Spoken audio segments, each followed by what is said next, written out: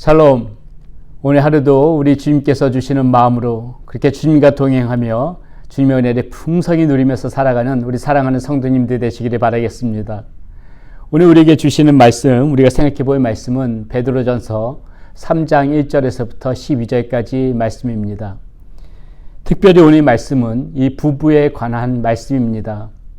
남편과 아내가 어떠한 모습으로 어떠한 마음으로 서로를 대하면서 살아가는 것이 성경적인 삶인지 오늘 그 모습이 우리가 함께 보는 이 말씀 가운데 담겨져 있습니다. 아주 오래전에 들었던 유머 중에 이런 유머가 있습니다. 할아버지 할머니 그 두 분이 오랫동안 이렇게 함께 결혼 생활을 해오신 부부로 살아오신 분들이 계셨는데요. 이 분들이 이제 어떤 퀴즈 게임에 나왔습니다. 낱말을 맞추는 게임인데요. 그 남편 할아버지가 설명을 하면은 할머니가 맞추는 게임입니다. 이 문제가 이렇게 나왔습니다. 천생연분. 이제 할아버지가 이것을 설명하는 것이죠. 할머니에게 이렇게 설명합니다. 당신과 나 사이를 보고 뭐라고 얘기하지? 그러니까 할머니가 득달같이 이렇게 대답합니다. 왼수. 그러니까 할아버지가 당황해서 아니 두 글자가 아니야. 네 글자야 네 글자 이렇게 얘기하죠. 그러니까 할머니가 다시 이렇게 얘기합니다. 평생 왼수. 여러분 이렇게 그 부부가 한 마음으로 이렇게 같이 서로 존경하면서 존귀하게 여기면서 살아가는 것이 이렇게 힘들다는 것이 이 유머 가운데 담겨져 있습니다. 오늘 성경에서 보게 되게 되면은 우리는 이 남편이 아내를 어떻게 대해야 되고 아내가 남편을 어떠한 마음으로 대해야 되는지 자세히 설명이 나와 있습니다. 이 성경적인 부부의 상을 잘 설명해 주고 있는 부분이죠. 오늘 이 말씀을 보면서 아내는 남편을 어떻게 대해야 되고 남편은 아내를 어떻게 대해야 되고 또 부부는 어떤 마음으로 살아가야 되는지 저와 여러분들 함께 생각해 보도록 하겠습니다. 먼저 아내들에게 이렇게 이야기합니다. 3장 1절에서부터 6절까지 쭉 아내에 관한 말씀이 나오는데요. 이 말씀의 요점은 이것입니다. 남편에게 순종하라. 남편에게 순종하라. 이것이 그 아내들에게 주는 가장 핵심적인 포인트가 되어진다고 보면 될 것 같습니다. 남편이 모든 것에 다 잘하고 신앙 가운데서 바로 서 있고 뭐 이렇게만 살아간다면은 뭐 아내분들이 순종하지 않을 수가 없겠죠. 그러나 오늘 말씀 가운데 보게 되면은 이제 그렇지 않은 남편의 모습, 아내분의 마음 가운데 조금 탐탁치 않은 그러한 남편이라 할지라도 조금 신앙 가운데서도 그렇게 만족하지 못한 남편이라 할지라도 아내가 어떻게 그 남편을 대해야 되는지에 대해서 설명을 해주고 있습니다. 그럼에도 불구하고 이 아내분들은 남편 앞에 순종하라 이렇게 얘기하고 있는 것이 성경의 가르침입니다. 참 이것이 쉽지 않다는 것은 알지만은 그 남편이 마음에 들지 않는다고 해서 아내분이 화를 내고 또 서로 그 비방하고 그 남편에게 그 자존심을 깎아내리고 남편을 지적하기만 하고 이렇게만 살아가다 보게 되게 되면은 남편이 그렇다고 해서 쉽게 마음을 돌이키는 것은 아니죠. 오히려 그것보다는 철저하게 아내분이 마음이 힘들더라도 그런 남편의 모습을 하나님 앞에 돌이키게 하기 위해서라도 순종할 필요가 있다. 오늘 말씀 가운데서는 지금 그것을 가르쳐주고 있는 것입니다. 3장 1절부터 한번 좀 보겠습니다. 아내들아 이와 같이 자기 남편에게 순종하라. 이는 혹 말씀을 순종하지 않는 자라도 말로 말미암지 않고 그 아내의 행실로 말미암아 구원을 받게 하려 함이니 너희의 두려워하며 정결한 행실을 봄이라. 너희의 단장은 머리를 꾸미고 금을 차고 아름다운 옷을 입는 외모로 하지 말고 오직 마음에 숨은 사람을 온유하고 안정한 심령에 썩지 아니할 것으로 하라. 이는 하나님 앞에 값진 것이니라. 이렇게 지금 3장 1절에서부터 4절까지 이야기하고 있네요. 자, 남편 앞에 순종하는데 특별히 어떻게 순종을 해야 되냐면요. 우리 아내분들이 이 마음을 단장하라는 거예요. 외모를 단장하는 것이 중요한 것이 아니라 이 마음을 단장하는 건데 이 마음을 어떻게 단장하냐면은 온유함으로 단장하랍니다. 온유함으로 단정하고 안정적인 심령, 안정적인 마음으로 그냥 평안스러운 마음으로 그렇게 남편을 대하라는 것이에요. 그것이 이제 곧 순종하는 모습이라는 것입니다. 남편이 서로 속을 썩이고 남편이 마음에 들지 않더라도 그 마음 가운데 온유함을 잃어버려서는 안 된다는 거예요. 남편에 대할 때 온유한 마음으로, 그리고 혈기를 부리지 않고 흥분하지 않고 화내지 않고 안정적인 심령으로 그렇게 남편에게 순종을 하라는 것입니다. 참 아내분도 이거 받아들이기 쉽지 않다는 거 아는데요. 이렇게 할 때 오히려 남편을 거칠게 대하고 남편에게 맞서서 싸울 때보다 훨씬 더 남편을 하나님 앞에 돌아서게 하는데 효과적이라는 것입니다. 오늘 말씀 가운데서 그것을 가르쳐주고 있는 것이에요. 남편을 그렇게 대함으로 말미암아 남편이 그 아내의 모습을 보고 그 행실을 보고 하나님 앞에 돌아올 수 있다. 오늘 말씀 가운데서 그것을 가르쳐주고 있네요. 자, 그럼 남편들은 아내를 어떻게 대해야 될까요?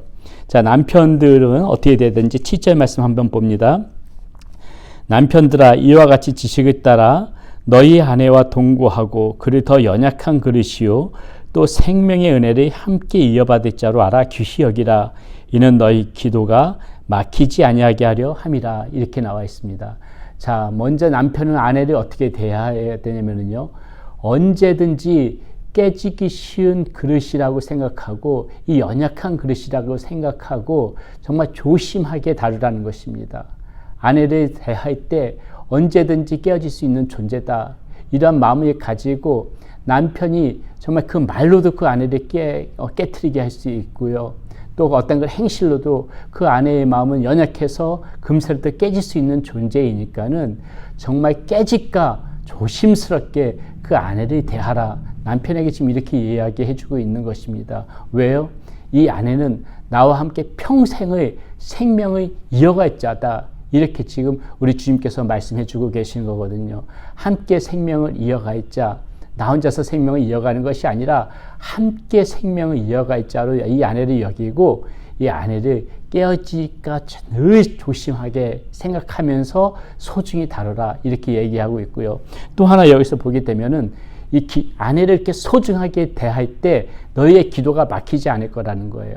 너희의 모든 문제도 잘 풀려나갈 수 있을 것이라는 것입니다. 여러분, 남편이 바깥에 그런 바깥 일을 한다고 해서 이렇게 모든 것이 다 아내를 이렇게 무시하고 아내한테 소리하면서 이런 모든 일들이 잘 풀려나갈 거라고 생각하시면은 안 됩니다.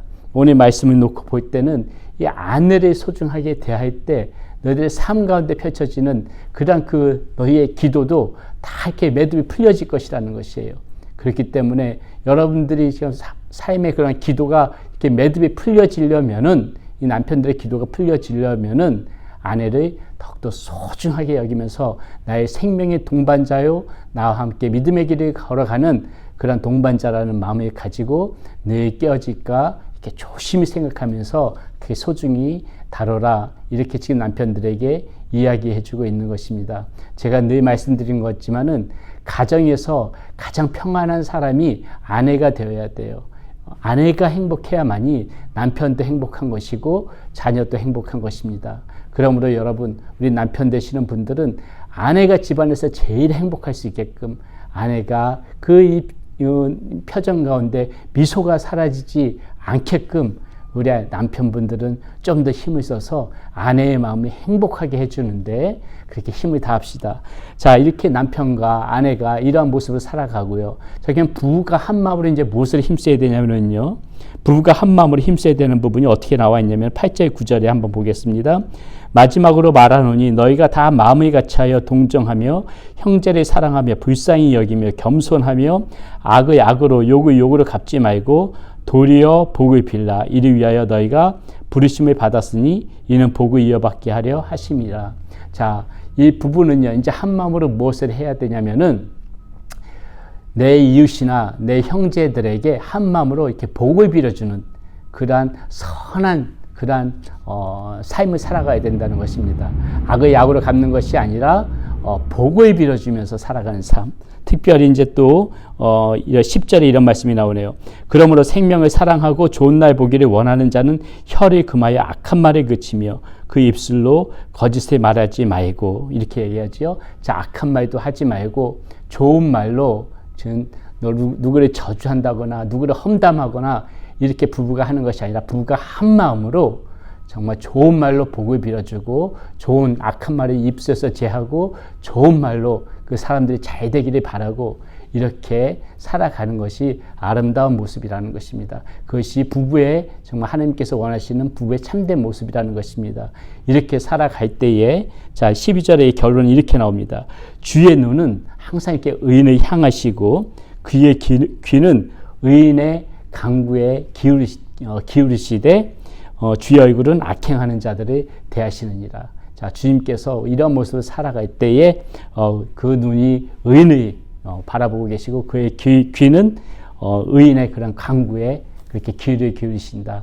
여러분, 이렇게 우리가 부부가 한 마음으로 이렇게 의로운 사람의 모습으로 이렇게 살아가는 남편과 아내가 그런 모습으로 살아가고 한 마음이 되어서도 그런 모습으로 살아가는 그러한 부부가 되어지기를 소망합니다. 기도하겠습니다.